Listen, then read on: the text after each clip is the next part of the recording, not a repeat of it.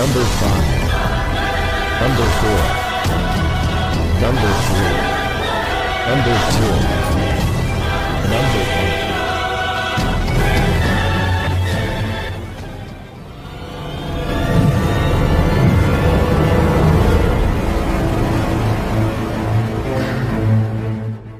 Pakar dan spesialis ilmu vibrasi antara diri Tuhan dan alam semesta, ilmu metafisika modern, ilmu kebatinan, ilmu pusaka dan benda bertuah.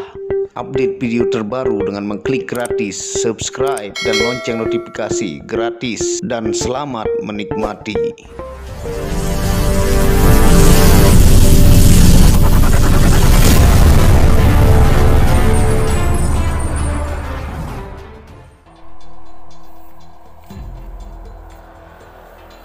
Bismillahirrahmanirrahim. Assalamualaikum warahmatullahi wabarakatuh.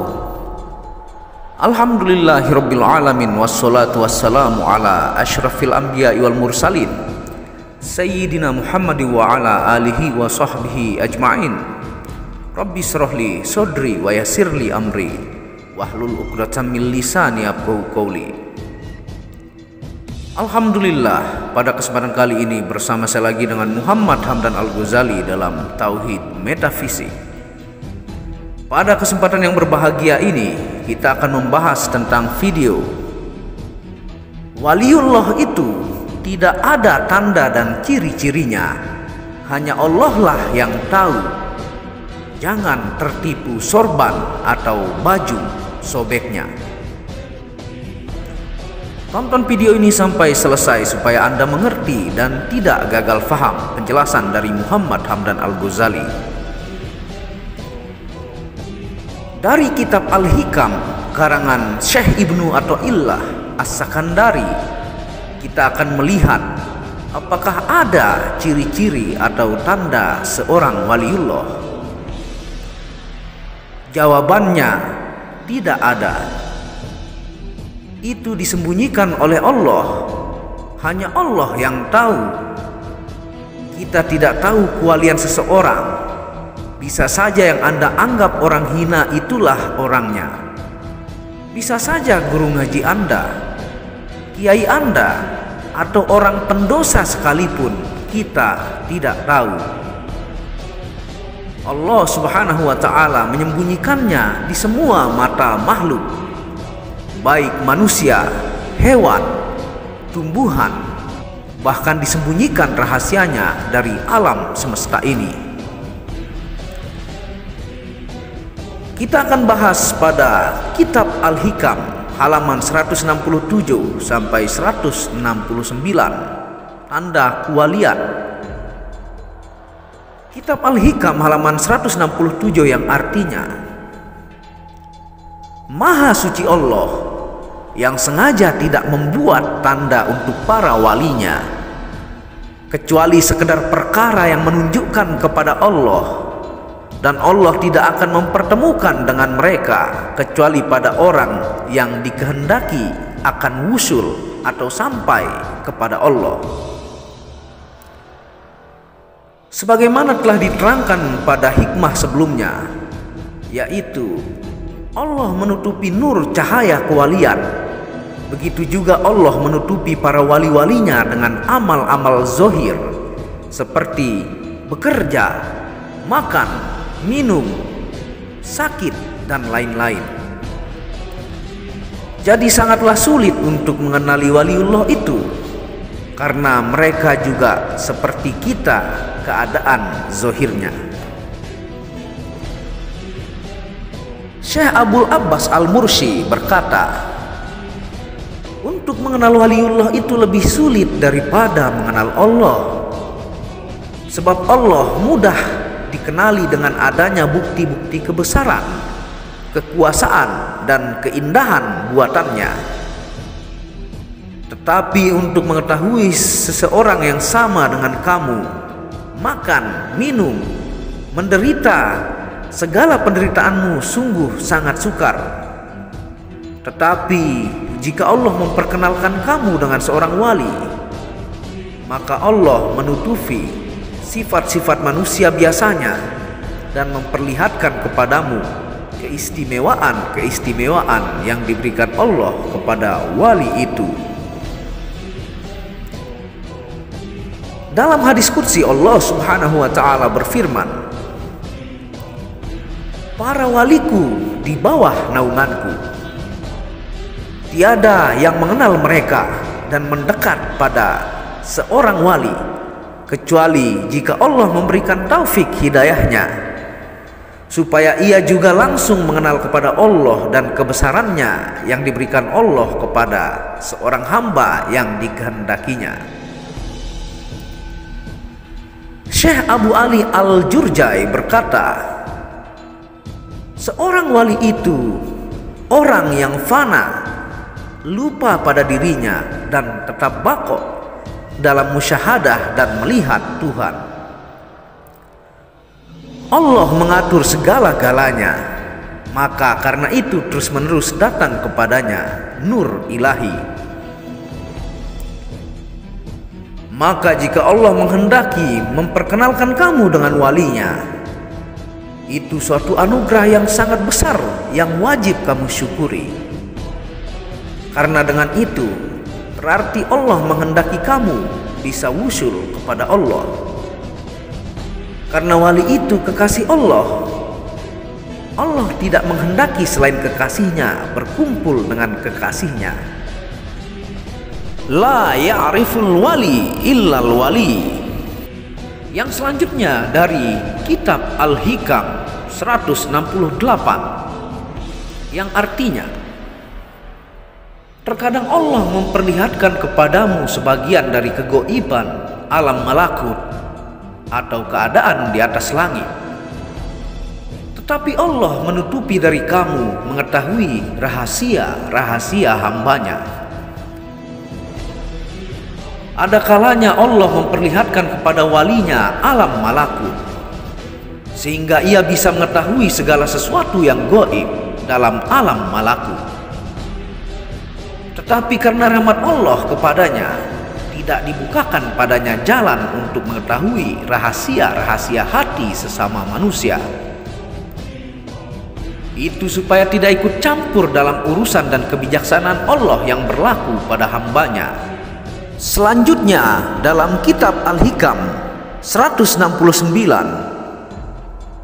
barang siapa yang dapat melihat rahasia hati manusia, sedang ia tidak meniru sifat belas kasih rahmat Tuhan, maka pengetahuan itu menjadi fitnah baginya dan menjadi sebab datangnya bala atau bahaya bagi dirinya.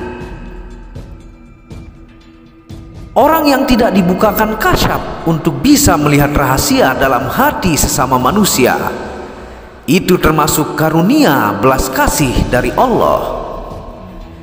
Sebab apabila dia dibukakan kasyaf sehingga bisa mengetahui rahasia hati orang lain, tapi dia tidak meniru sifat rahmat dan ampunan Allah, seperti tidak mau menutupi aib orang lain, tidak mau memaafkan kesalahan orang lain, tidak kasihan pada orang yang berbuat dosa atau kesalahan, maka kasyaf yang diberikan akan menjadi fitnah bagi yang diberi dan menjadi ujian yang berat baginya, bahkan akan menjadi sebab datangnya bencana bagi dirinya. Rasulullah Shallallahu Alaihi Wasallam bersabda, tidak akan dicabut sifat rahmat belas kasih kecuali dari hati orang yang celaka. Dan Rasulullah bersabda yang artinya, orang yang belas kasih dikasihi oleh Allah atau Ar-Rahman. Karena itu kasihanilah orang yang di bumi, niscaya kamu dikasihi orang yang di langit. Diriwayatkan bahwa Nabi Ibrahim alaihissalam pernah merasa dalam hatinya seolah-olah ia sangat belas kasih terhadap makhluk. Maka Allah membuka kasyaf sehingga bisa melihat alam malakut dan bisa melihat semua penduduk bumi dan segala perbuatannya. Dan ketika Nabi Ibrahim melihat orang yang berbuat dosa atau durhaka, ia berdoa, "Ya Allah, binasakanlah mereka." Dan seketika orang itu mati.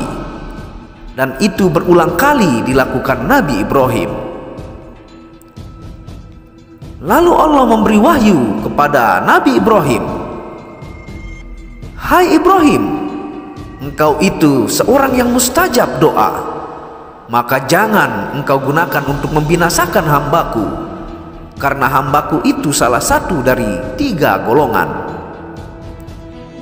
Golongan pertama, ada kalanya dia mau bertaubat dan aku ampuni dosa-dosanya. Golongan kedua, ada kalanya dia akan menurunkan keturunan yang taat dan bertasbih kepadaku. Dan golongan yang ketiga, ada kalanya ia kembali menghadap padaku, maka terserah bagi aku untuk mengampunkan dosanya atau menyiksanya." Ada keterangan ulama lain meriwayatkan apa yang dialami Nabi Ibrahim itu yang menyebabkan Allah memerintahkan menyembelih putranya, yaitu Nabi Ismail. Dan ketika Nabi Ibrahim memegang pisau untuk menyembelih putranya, Nabi Ibrahim berkata, "Ya Allah, ini putraku, buah hatiku, orang yang sangat aku cinta." Tiba-tiba Allah Subhanahu wa Ta'ala memberikan jawaban, "Ingatlah ketika engkau meminta padaku untuk membinasakan hambaku. Apakah engkau tidak tahu bahwa aku amat kasih pada hambaku, sebagaimana kasihmu terhadap anakmu?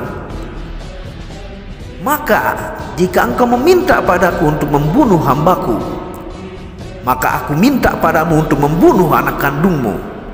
Jadi satu-satu ingatlah yang memulai itu yang lebih kejam."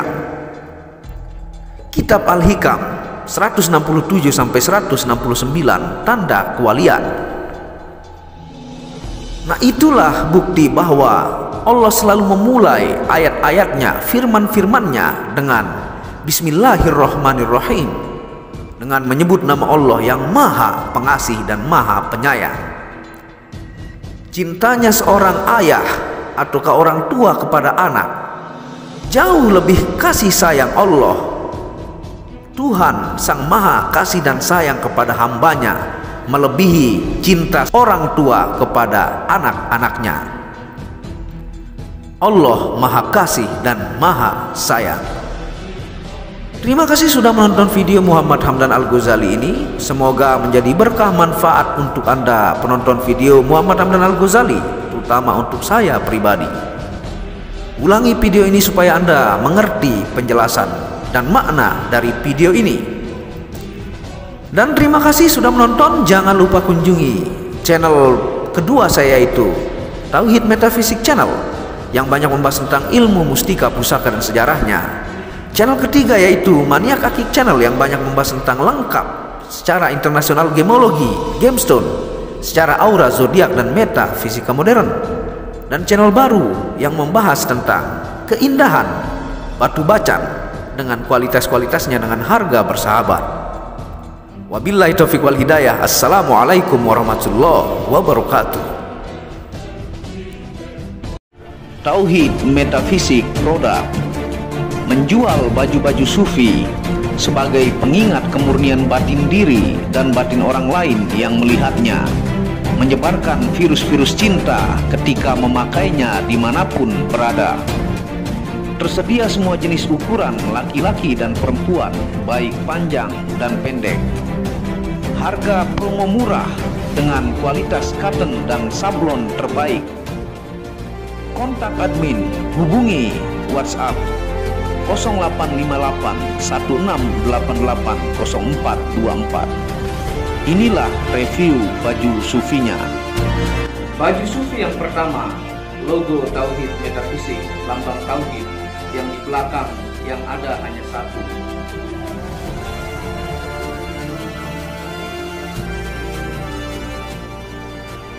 Baju sufi yang kedua, aku lebih memilih menjadi orang murni. Logo di belakang baju adalah tauhid metafisik. Baju sufi yang ketiga, ketika hawa nafsu takluk maka damailah dunia. Tulisan di belakang adalah logo tauhid metafisik.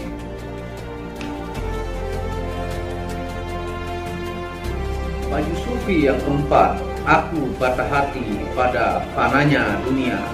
Tulisan di belakang baju adalah logo tauhid metafisik.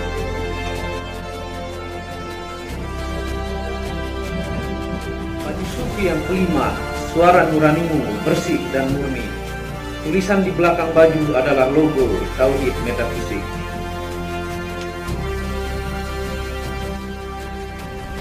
Baju sufi yang keenam, ego diri adalah dinding pembatas antara diri dengan Tuhan. Tulisan di belakang baju adalah logo tauhid metafisik.